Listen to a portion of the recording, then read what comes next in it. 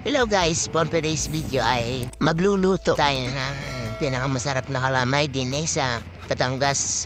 Ari pala ang pinakamasarap na kalamay din Kinilang ari sa may Santo Domingo, Batangas City. Ari maraming na order din kalamay. Pag may mga okasyon o kaya pang baysanan nila. Kaya kung kayo gustong umorder, ilalagay ka nila sa comment section ng number. Kung kayo dito na maprasil, kami tawagan ninyo. Yan guys, yung mga nakuha namin yung kanina, kinakayod na namin. Ako natakayod niyan guys, ang bilis niyan guys. Ang mismo natakayod niyan. Pakita ko sa inyo mamaya kung paano gawin ng kalamay. Pagluluto. Tayo lang guys, at kinakayod ko lang. So yun guys, nakasalang na aring kita ng miyog. Pagkatapos niyan ay kabubulakin mo lang siyang pabubulakin hanggang sa yung tubig ay mawala ng pagkapiga hanggang sa mag-evaporate yung tubig.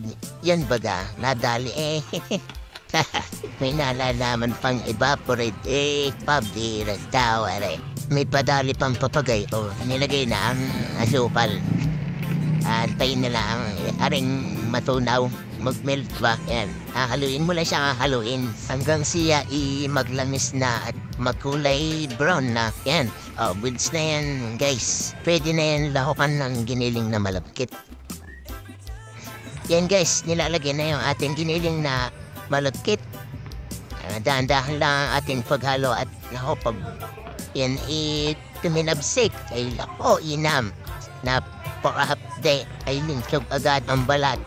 Tiri-tiri lang ang apoy niyan guys ha. Ayan guys, makunat na ang ating kalamay. Ayan, tuloy-tuloy pa rin yan guys. Simula dyan hanggang sa pagkaluto guys ay 8 oras pa din yan guys. Pagluluto dyan. Habang malapit na yan maluto, nako, pakunat ng pakunat yan guys. Kaya dapat malakas ang inyong braso. Nako, pagbuhan, nako, napakaganit niyan guys. Pag yan guys, hinalo nyo pa angat tapos merong kalamay yung sandok na tapos naputol. Luto na yan guys. All goods na aming kalamay guys. Luto na siya.